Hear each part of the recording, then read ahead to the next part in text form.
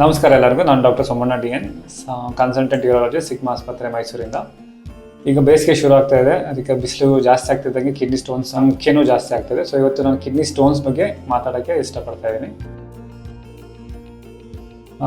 Normally ಯೂರಿನಲ್ಲಿ calcium ಆಕ್ಸಿಡೇಟ್ ಮತ್ತು uric acid ಇವೆಲ್ಲ urine salts ಇರುತ್ತೆ. ಯೂರಿನ್ ಪ್ರಮಾಣ ಅಥವಾ ಯೂರಿನ್ ಕಾನ್ಸಂಟ್ರೇಟ್ ಆಗೋದಕ್ಕೆ ಶುರು ಆದಾಗ ಈ ಸಾಲ್ಟ್ಸು ಕ್ರಿಸ್ಟಲ್ ಆಗಿ ಫಾರ್ಮೇಷನ್ ಆಗುತ್ತೆ. ಈ ಕ್ರಿಸ್ಟಲ್ಸು ಕಿಡ್ನಿಲಿ ಡೆಪಾಸಿಟ್ ಆಗುತ್ತೆ. ಡೆಪಾಸಿಟ್ ಆಗ್ತಿದ್ದಂಗೆ ಅದು ಸ್ಟೋನ್ ಆಗಿ ಕನ್ವರ್ಟ್ ಆಗುತ್ತೆ. ಈ ಸ್ಟೋನ್ ಪ್ರಾಬ್ಲಮಿಂದ ಏನೇನು ಸಿಂಪ್ಟಮ್ಸ್ ಬರುತ್ತೆ ಅಂದರೆ, ಕೆಲವರಿಗೆ ಪೇಯ್ನ್ ಬರುತ್ತೆ, ಲೋವರ್ ಅಬ್ಡಾಮಿನ್ ಅಥವಾ ಕೆಳ ಹೊಟ್ಟೆಲಿ ಅಥವಾ ಸೈಡಲ್ಲಿ ಪೇಯ್ನ್ ಬರುತ್ತೆ, ಯೂರಿನಲ್ಲಿ ಉರಿ ಬರೋಕ್ಕೆ ಶುರು ಆಗುತ್ತೆ, ಕೆಲವರಿಗೆ ಯೂರಿನಲ್ಲಿ ರಕ್ತನೂ ಕಾಣಿಸ್ಬಿಡುತ್ತೆ. ಸ್ಟೋನ್ಸಲ್ಲಿ ಕಾಮನೆಸ್ಟ್ ಆಗಿ ಆಗೋದು ಕ್ಯಾಲ್ಶಿಯಂ ಆಕ್ಸಿಲೇಟ್ ಸ್ಟೋನ್ಸ್ ಅಂತ. ಬೇರೆ ವಿಧದ ಸ್ಟೋನ್ಸು ಆಗುತ್ತೆ, ಕ್ಯಾಲ್ಶಿಯಂ ಫಾಸ್ಫೇಟು, ಯೂರಿಕ್ ಆ್ಯಸಿಡು, ಇವೆಲ್ಲ ಬೇರೆ types of stones. But commonest ಆಗೋದು ಕ್ಯಾಲ್ಶಿಯಂ ಆಕ್ಸಿಲೇಟ್ ಸ್ಟೋನ್ಸ್.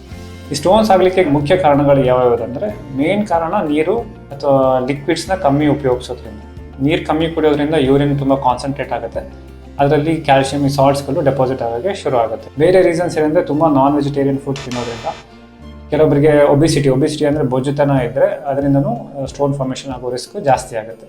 ಇವು ಕಾಮನೆಸ್ಟ್ ಆಗುವಂಥ ರೀಸನ್ಸ್ಗಳು. ಕೆಲವೊಬ್ಬರಿಗೆ ಹೆರಿಡಿಟರಿ ಫ್ಯಾಕ್ಟರ್ಸಿಂದನೂ ಸ್ಟೋನ್ ಆಗುತ್ತೆ, ಕೆಲವೊಮ್ಮೆ ಮಕ್ಕಳಲ್ಲೂ ಸ್ಟೋನ್ ಆಗುತ್ತೆ. ಅವರಲ್ಲಿ ಕೆಲವೊಂದು ಎನ್ಸೈಮ್ ಡಿಫಿಷಿಯನ್ಸಿ ಅಥವಾ ಮೆಟಬಾಲಿಕ್ ಡಿಸಾರ್ಡರ್ಸ್ ಅಂತ ಹೇಳ್ತೀವಿ, ಅದರಿಂದನೂ ಸ್ಟೋನ್ ಆಗುತ್ತೆ. ಬಟ್ ಕಾಮನ್ ಆಗಿ ಆಗುವಂಥ ಸ್ಟೋನ್ಗಳು ನೀರು ಕಮ್ಮಿ ಕುಡಿಯೋದ್ರಿಂದ ಸ್ಟೋನ್ ಆಗುತ್ತೆ. ಸೊ ಈ ಸ್ಟೋನ್ ಪ್ರಾಬ್ಲಮ್ನ ಹೇಗೆ ತಡೆಗಟ್ಬೋದು ಅಂತ ಹೇಳಿದ್ರೆ, ಮೋಸ್ಟ್ ಇಂಪಾರ್ಟೆಂಟ್ ಹೇಳಿದಾಗೆ ನೀರು ಕಮ್ಮಿ ಕುಡಿಯೋದ್ರಿಂದ ಸ್ಟೋನ್ ಆಗೋದ್ರಿಂದ ನೀರು ಜಾಸ್ತಿ ಕುಡಿಲಿಕ್ಕೆ ಶುರು ಮಾಡಬೇಕಾಗುತ್ತೆ.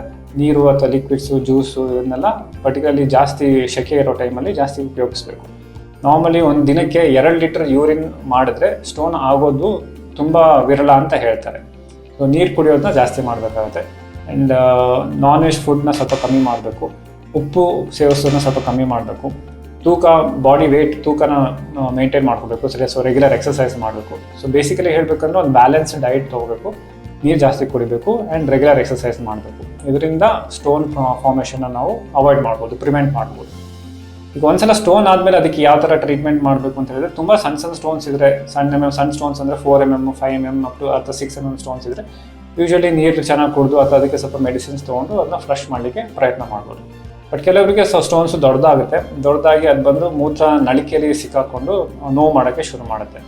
ತುಂಬ ದಪ್ಪ ಸ್ಟೋನ್ಸು ಬ್ಲಾಕ್ ಆಗಿ ತುಂಬ ನೋವು ಮಾಡೋಕ್ಕೆ ಶುರು ಮಾಡಿದ್ರೆ ಅದನ್ನ ನಾವು ಎಂಡೋಸ್ಕೋಪಿ ಮುಖಾಂತರ ಅದನ್ನ ತೆಗೆದು ಪ್ರಾಬ್ಲಮ್ನ ನಿವಾರಣೆ ಮಾಡಬೇಕಾಗುತ್ತೆ. ಕೆಲವರಿಗೆ ತುಂಬ ದಪ್ಪ ಸ್ಟೋನ್ಸ್ ಆಗುತ್ತೆ, ಕೆಲವೊಮ್ಮೆ 30 mm ಸ್ಟೋನ್ಸು, 40 mm ಸ್ಟೋನ್ಸ್ ಎಲ್ಲ ಆಗುತ್ತೆ ಕಿಡ್ನಿಲಿ. ಆ ಥರ ತುಂಬ ದೊಡ್ಡ ಸ್ಟೋನ್ಸ್ ಆದರೆ ಅದನ್ನ ಸಣ್ಣ ಸರ್ಜರಿ ಮಾಡಿ ತೆಗಿಬೇಕಾಗುತ್ತೆ. ಈಗ ಸಮ್ಮರ್ ಬರ್ತಾ ಇದೆ, ಸೊ ಬಿಸಿಲು ಶುರು ಆಗ್ತಾ ಇದೆ. ಸೊ ಎಲ್ಲರೂ ನೀರು ಚೆನ್ನಾಗಿ ಕುಡೀರಿ. ದಿನಕ್ಕೆ ಒಂದು 4 ಲೀಟರ್ ಆದರೂ ನೀರು ಕುಡಲಿಕ್ಕೆ ಪ್ರಯತ್ನ ಮಾಡಿ. Stay hydrated and prevent kidney stones. Thank you.